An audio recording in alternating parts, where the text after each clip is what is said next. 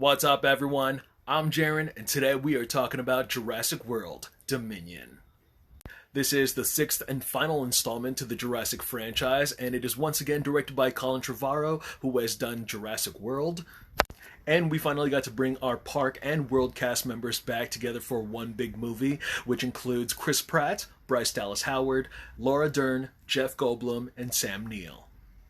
Now, the story follows 4 years after the destruction of Isla Nublar, where dinosaurs now live and hunt with humans all over the world. Now, this fragile balance will reshape the future and determine which species will remain the apex predators of our planet. Now, before we get into the review, I will be splitting this up to two parts, to where the first half of this video will be talking about the non-spoiler details of what I thought about the movie, and then we're going to get into spoiler territory, where there are some details and topics that I wanted to dive into that I might want to be nitpicky with, or something that I wanted to share that I really love, but wouldn't really want to give too much away if you haven't seen the movie yet. Second and last of all, I am a big Jurassic Park fan. I've been watching this movie since I was a kid. It was the reason that I love movies to begin with, just all that movie magic stuff and how it makes you feel. And so I have seen the bad reviews, and I do have to say that I will rival what those have to say and just some of the things that I actually did agree upon, but it might be a little different. So I don't want to come off as biased, but I also don't want to come off as spiteful. Without a further ado, I was just very pumped, super excited when I saw the trailer for this movie. I mean, I've just been a fan for a very long time, so I was literally just jumping out of my seat and getting the first ticket when I heard that the original cast was going to join the new cast for this final chapter. For the sixth and final chapter of the Jurassic era, I thought it was okay. The plot is overbloated, and it's overly complicated with the direction it wanted to take and the story it wanted to tell, and it just strayed away from the simplicity of what could have made this finality straightforward and just straight up fun. But no. Deep down inside, I just wanted a reunion. I just wanted fan service, and I just wanted to watch dinosaurs eat people and people run for their lives. That's it. The first hour and a half is very interesting, only because we get to focus on our characters in two separate groups, where they go off into two different paths, and it's almost like you get two different movies. The first group, we follow our original Jurassic Park legacy characters, in which you get to catch up with what they've been doing this entire time. They have their little reunion, and they get pulled into a mission that just goes completely off the rails. Our second group, we have our Jurassic World characters, and they've been kind of in hiding for the last 4 years since the last installment, and a few things get pretty much shaken out of their daily routine, and they get put on their own mission. This all eventually leads to a really big third act where they finally get to meet up, team up, and I could just literally pay a ticket for only that last 40 minutes all by itself.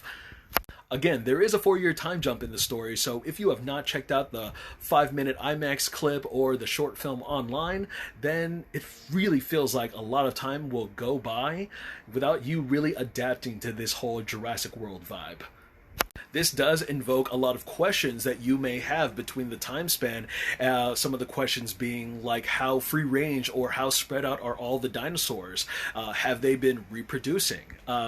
How are humans adjusting to their daily life routines, having to coexist with these prehistoric creatures that may be dangerous? Or has there been another scientific agenda that may be either helpful or sinister to actually help out these dinosaurs and deal with the matter at hand?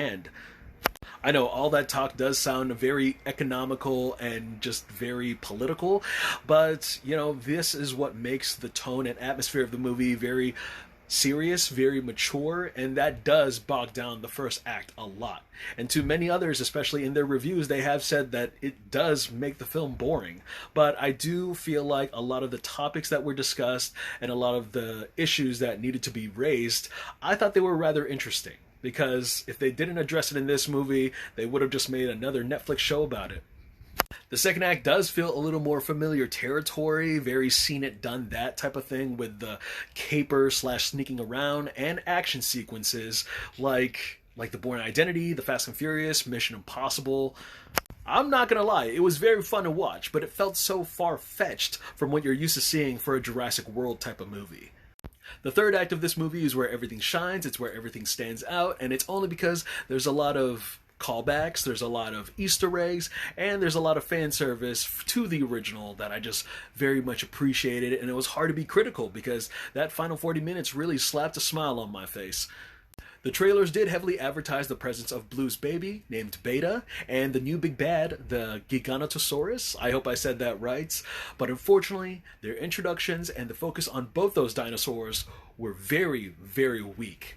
Like, people give Indoraptor so much shit for Fallen Kingdom that they didn't realize that it could get worse. And unfortunately, it was overshadowed by this unexpected subplot that I won't ruin. But it was just very, very unfortunate that those two dinosaurs got completely benched every now and then. And I do have to admit, I very much appreciated the right amount of practical animatronics and CGI used for this installment. I did say in my review for the fourth installment that there was just way too much dependency of CGI use, and I did like the fact that Fallen Kingdom did knock it back down just a little bit, and especially here, you do feel that right balance. Going back to our incredible ensemble cast, I really appreciated how a lot of screen time was distributed amongst the characters, and I really do feel that the women carried a lot of this movie. Like, no joke, this time around, the women definitely outshine the dudes in this movie, and particularly Laura Dern, who's ambitious and assertive throughout the entire film. There's Bryce Dallas Howard, who's just very physically demanding in a lot of the stunts that she has done, and compared to the last two films.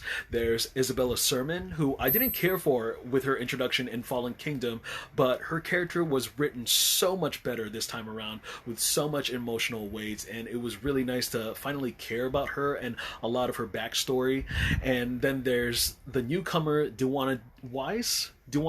I hope I said her name right, but she is just as charming, badass, and witty as Chris Pratt and Jeff Goldblum combined. Like, she was a great addition to this cast. All in all, I do wish that this movie was a part 1 to a part 2 cinematic event, because this just didn't feel like the right story. It didn't feel like the final nail in the coffin, if you will, to have as a concluding chapter to the Jurassic franchise. I mean, I want more. Alright guys, that's all the spoiler-free details I get to share with you in this review. I'm going to jump into spoiler territory right now, so it is your opportunity to click away if you don't want to know those details. And for those of you who have seen the film, let's go ahead and discuss. I mean, I got a comment box right down below, and go ahead and I would love to know your opinions and some of your comments you might have about this movie. Alright, first coming for the spoiler-free details, I wish we had more cast members from the previous Jurassic Park films in this movie. And I'm talking about like the kids Lex and Tim, or the other two kids that were in Jurassic World, or even some of the other following cast members like Vince Vaughn, or Jeff Goldblum's daughter in Lost World, or Jurassic Park 3, we could have got Billy. You know, just other characters from Jurassic World, maybe, like Jake Johnson's character, all that kind of stuff. But I was really thankful to have seen the return of Omer Sy, of Daniela Pineda, and I wanted more of her, not just one scene, and Justice Smith, who surprisingly got, like, 2 small scenes, and this time around, he wasn't even annoying. Like, I wanted to see this kid and, like, just more involved with his story, and what he was given was actually just the right amount, but we didn't get much of them, and that kind of made me sad. And then again, we would have had an overstuffed cast with an overstuffed plot as it is, and we wouldn't have had the pleasure to enjoy the wonderful talents that were on display with Dawana Wise and Mamadou Athie. I hope I said his name right. Oh my god, I feel so bad. But yeah, they were wonderful additions to the movie, and given some of the growth and screen time that they had, it was just great to have them. There is a new scientific research company called Biosyn, and it is led by Lewis Dodgson, who is a small minor character in the very first Jurassic Park who hired Dennis to steal samples for him. So yes, he was the one particular character who rivaled against InGen, who rivaled against Richard Hammond. Dogson's company rises up to economic stardom, he hires the mad scientist Henry Wu, and he is the big bad villain for the humans. Unfortunately for Dodson, he came off such as a one-note, one-dimensional cartoon villain. Like, even when they tried to add in a personality for him, it came off very awkward and very out of place. I appreciated the callback to the Barbasol can, but I felt like Dodson was only there just so he could suffer the same exact cool fate that Dennis Nedry did in the first Jurassic Park. With that being said, man, BD Wong, who plays Henry Wu, I felt like he should have been the main villain after all this time. He was in the last two Jurassic World films, as well as the first Jurassic Park film, but he should have been the Thanos of this entire franchise. He had so much, insight about what he believed with the whole DNA splicing, with just raising these clone dinosaurs, and suddenly he gets a change of heart and he wants to make things right? That was just super out of left field. He was there from the beginning, he had his own beliefs, and he comes in to retcon all the information that was about Macy and the biological solution of cloning, and I don't know, it just felt so unearned. It was very sympathetic, but it was unearned. Now, considering that there was a lot of breeding and a lot of DNA splicing that happened between the 4 years between installments, I do appreciate a lot of the different type of dinosaurs that were able to come up on screen, but one really stood out to me that I was very excited that came back to the big screen, that I was a little more excited for other than the T-Rex, and that had to be the Dilophosaurus.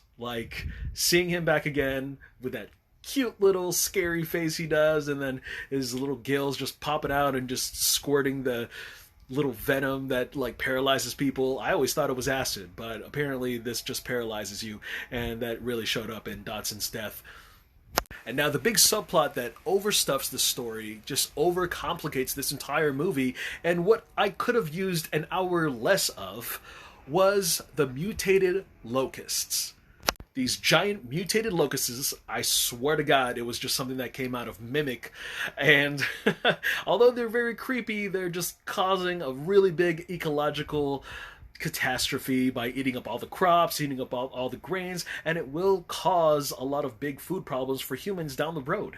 And that becomes one of the big missions that our legacy characters get thrown into, which was sort of interesting and kind of an interesting reason to bring them together, but at the same time, it was just, why the fuck aren't we focusing on dinosaurs anymore? It just felt like a completely different sci-fi movie we were dealing with, and it's all because of the stupid Biosin company who just wanted to gain control of the food supply.